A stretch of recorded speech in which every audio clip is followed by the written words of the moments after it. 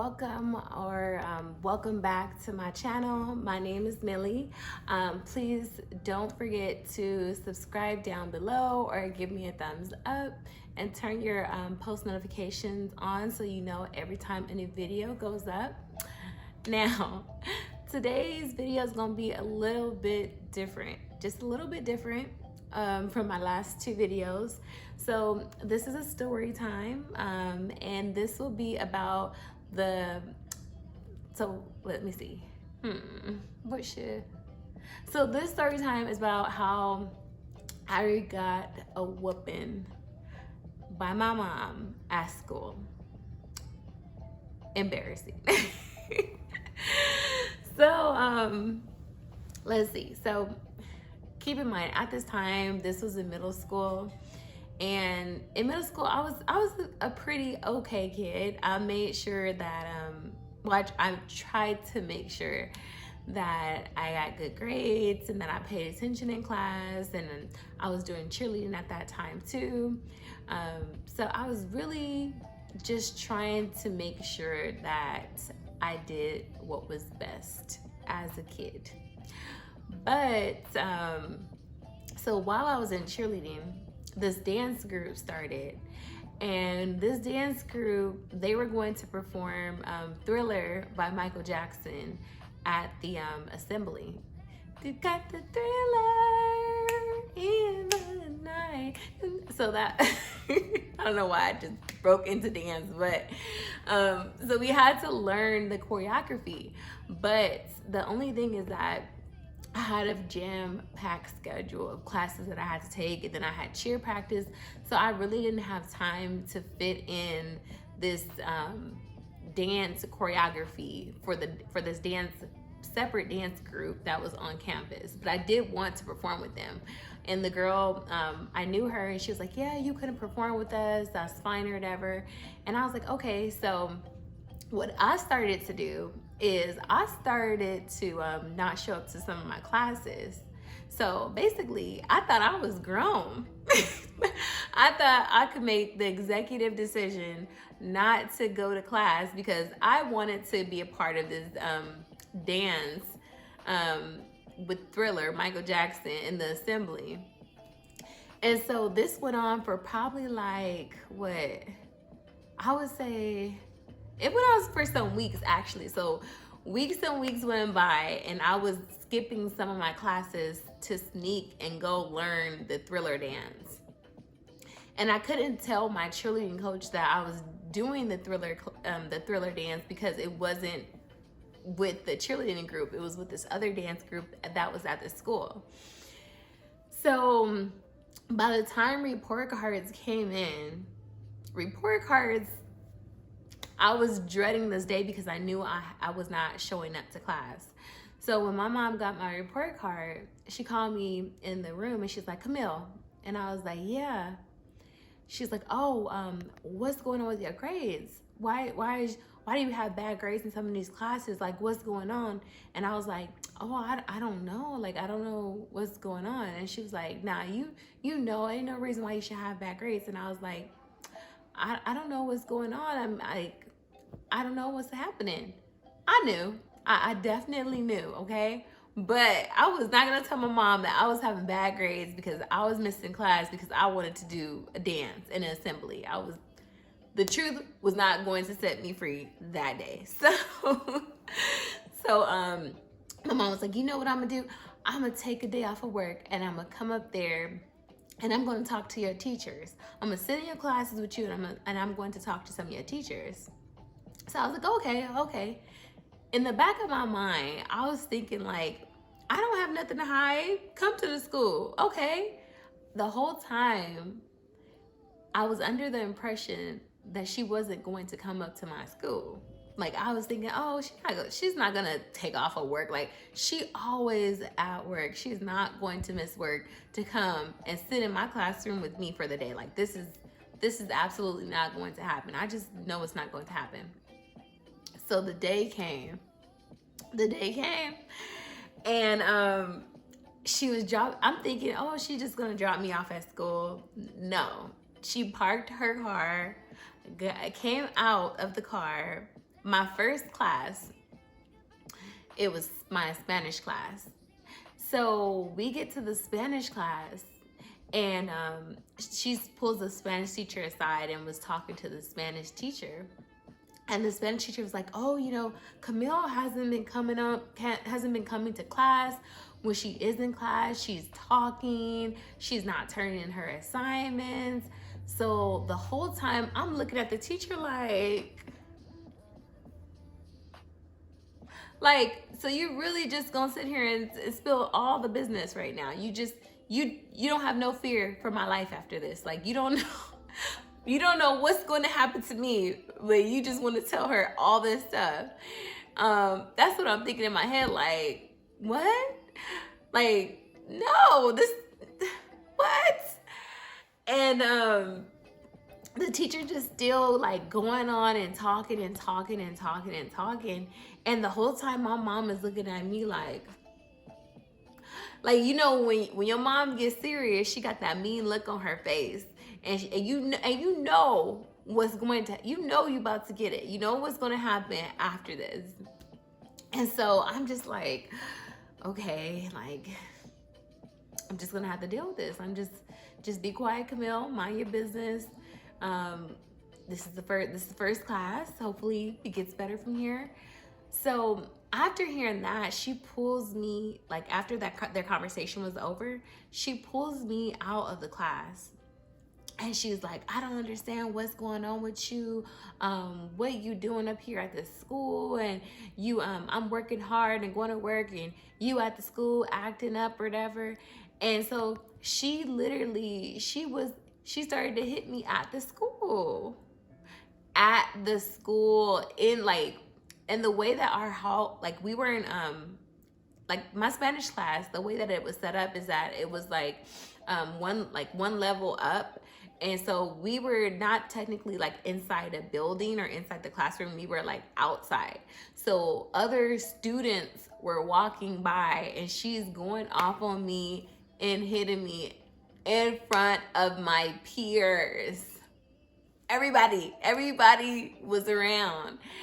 And I was embarrassed. I was so embarrassed, and I was just like, I can't believe that this is happening. This is going down right now. And so I'm just thinking about it. It was just so crazy. Like, nowadays, if that were to happen, if somebody saw you whooping your kid at the school, somebody's gonna call social services. I don't know why nobody called social services then. Like, call somebody. I don't understand. But moving on. Yeah, it was pretty bad. And so afterwards, after she's done whooping me outside and going off on me, we go back in the classroom. And the teacher was just like, "Oh yeah, what we're gonna do is we're going to set up this sheet that shows all the homework, and you have, and the parent have to sign every night that she did her homework and her assignments that were due, and I'm going to leave notes about her progress that's made." Ma'am, what?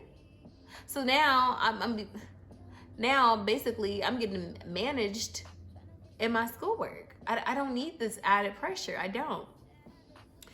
And so from there, we end up going to another class. And this was this class. What was this class? This was my math class.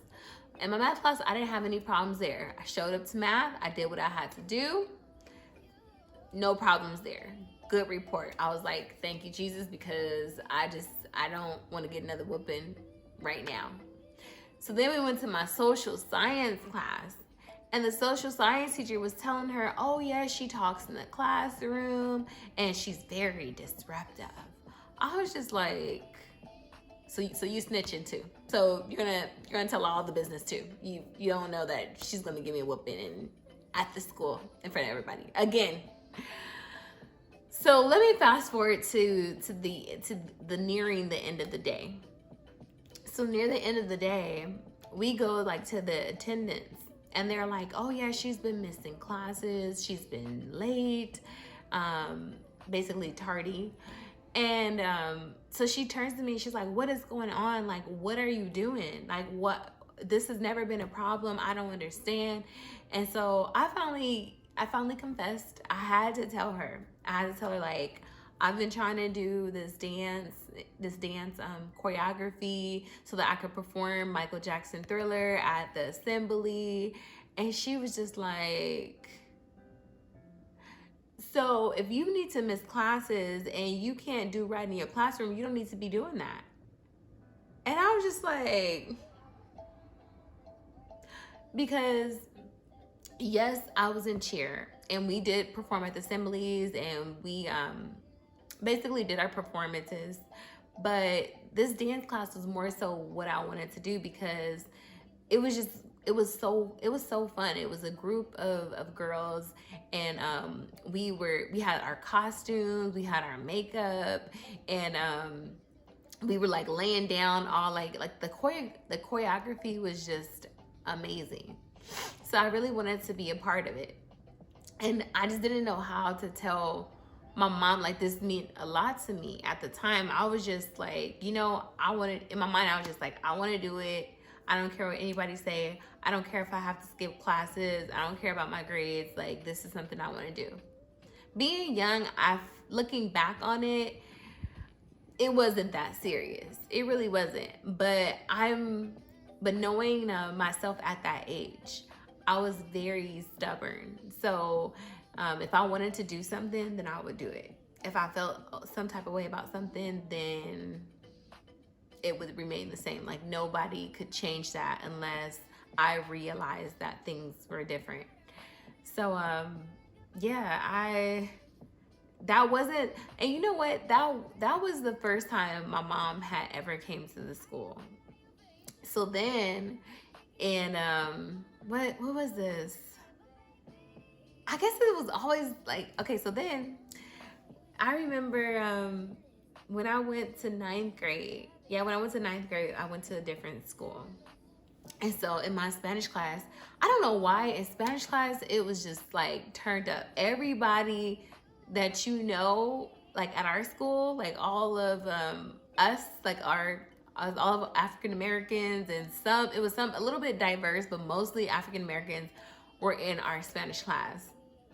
And it was like, I knew most of the people in there. And so that's when I had met my best friend. And it was so weird because at the time, I did not know that she was going to be my best friend. Like, it was just weird. We just used to talk a lot in the classroom. And my Spanish teacher used to get so upset. He's like, why are you talking? I can hear you talking, Camille. And I was just like, I think it's just because I have a loud voice. I think it's because of my tone. He was like, no, I always hear you talking. And he would say the same thing about the other girl. So he got to a point where he was like all fed up. And when I tell you, he called my mom and scheduled a conference. So nothing is worse than having your mother have to take time off of work to come to the school and meet with your teacher because you've been misbehaving in the classroom.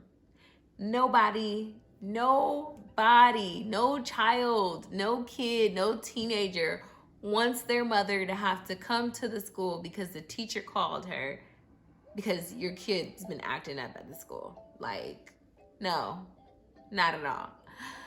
But anyways, he called her.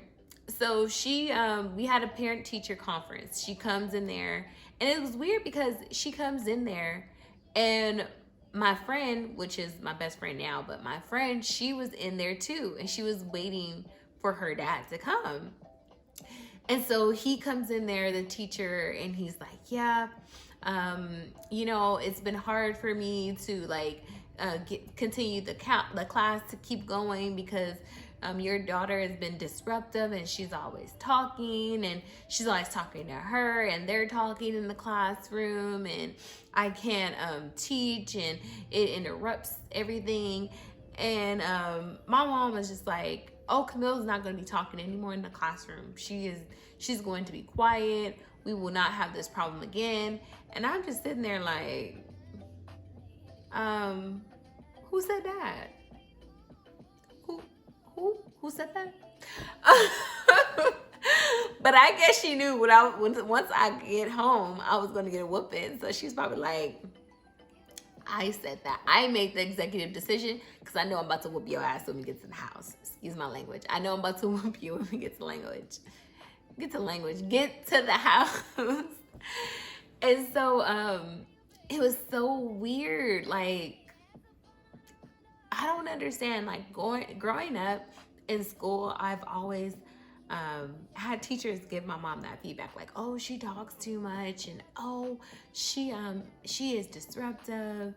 And honestly, looking back, I just feel like I had a lot to say, but it was really a whole lot of nothing at the time. Like, nothing was that serious for me to keep keep interrupting and talking. But I guess it was more so me just wanting to like talk to my friends, and I felt like when we did get time outside of the class, it was not enough. So that could have been so too. Yeah, I guess so.